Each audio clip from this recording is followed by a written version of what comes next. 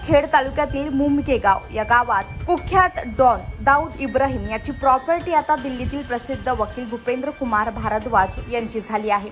7/12 असलेलं दाऊदच्या आईचं आणि दाऊदचं नाव आता सरकारी कागदावरून सरकारी 7/12 वरून हटवण्यात आलंय आणि त्यावर आता भूपेंद्र कुमार भारद्वाज यांचं नाव चढवण्यात आलंय।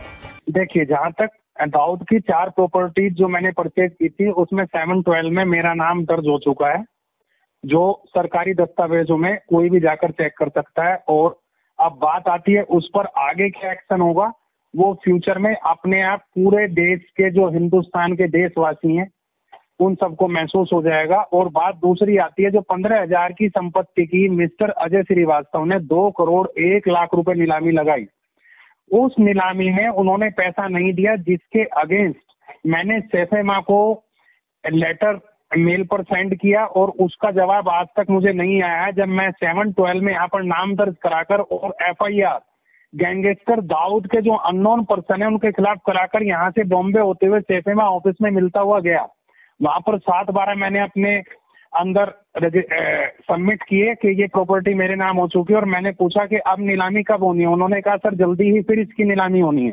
त्यामुळे भूपेंद्र कुमार भारद्वाज यांनी आता 7/12 वर त्यांचं नाव चढल्याने आनंद व्यक्त केला जात आहे।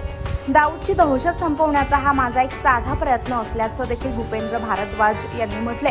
आता या 7/12 वर दाऊदचं नव्हे तर भूपेंद्र कुमार भारद्वाज यांचं नाव जगाच्या समोर दिसणार आहे, कारण ही जमीन आता भारद्वाज यांनी शासनाकडून विकत घेतलेली आहे।